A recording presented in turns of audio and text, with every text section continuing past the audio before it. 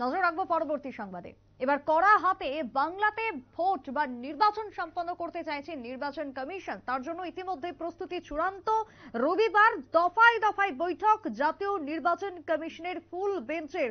বাংলায় একাধিক জায়গাতে ভোট করার এবং ভোটকে কেন্দ্র করে বৈঠক করবেন নির্বাচন কমিশন, যেমনটা খবর এখনো পর্যন্ত। অর্থাৎ এক কথায় কড়া হাতে ভোট পরিচালনা করতে চলেছে বা চাইছে নির্বাচন কমিশন। জাতীয় নির্বাচন কমিশনের ফুল বেঞ্চ এই মুহূর্তে বাংলায় রয়েছে। কথা বলবো সাংবাদিক অঞ্জন শুকুল এই মুহূর্তে রয়েছেন টেলিফোন লাইনে। অঞ্জন দা, বাংলাতে কড়া হাতে ভোট পরিচালনা করতে একেবারে প্রস্তুত জাতীয় নির্বাচন কমিশন এবং তাদের রয়েছে দফায় দফায় বৈঠক, কি জানতে পারছো? দেখো, আজ রাজ্যের নির্বাচন কমিশনের ফুল বেঞ্চ এসে পৌঁছাচ্ছে।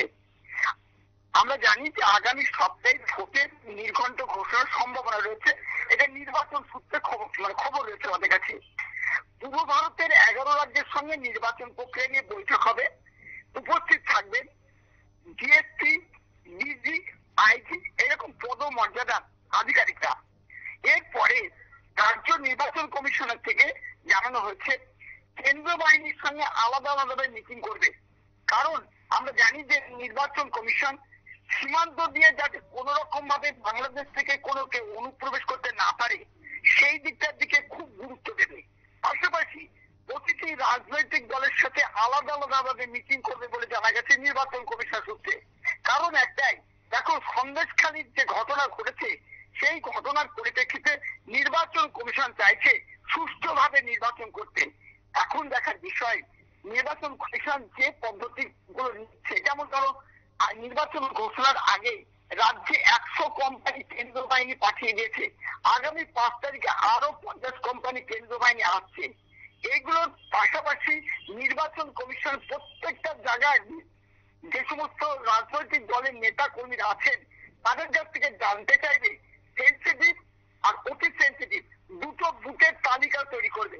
যে সমস্ত জায়গায় অতি সেন্সিটিভ রয়েছে সেই সমস্ত জায়গায় যে সমস্ত ক্রিমিনাল গুলো আছে বা পুলিশের খাতায় যেগুলো তোমার ক্রিমিনাল বলে চিহ্নিত আছে তাদের বিরুদ্ধে পুলিশ প্রশাসন কি ব্যবস্থা নিচ্ছে বা নির্বাচনের আগে তারা কি কি ব্যবস্থা নেবে সেগুলোও কিন্তু নির্বাচন কমিশন সূত্রে জানার চেষ্টা করবে একেবারে।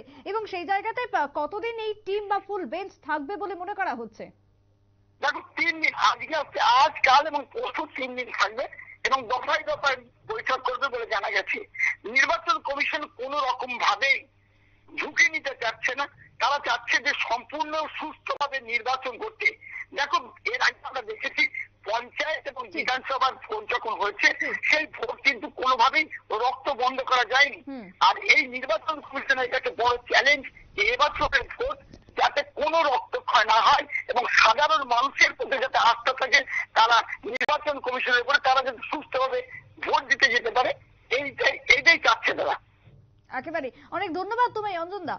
কথা বলছিলাম সাংবাদিক অঞ্জন শুকুলের সঙ্গে। তবে সেই জায়গায় দাঁড়িয়ে বাংলাতে এর আগে বাংলার মানুষ দেখেছে পঞ্চায়েত ভোট এবং পঞ্চায়েত ভোটের যে পরিস্থিতি ছিল বা এছাড়াও বিধানসভা ভোট দেখেছে। তাই সবকিছুকে সামনে রেখে লোকসভা যাতে শান্তিতে এবং সুষ্ঠুভাবে সম্পন্ন হয় শুধু বাংলা নয় গোটা দেশ জুড়ে, তার জন্য নির্বাচন কমিশন এবার রয়েছে একেবারে সিদ্ধ হস্ত।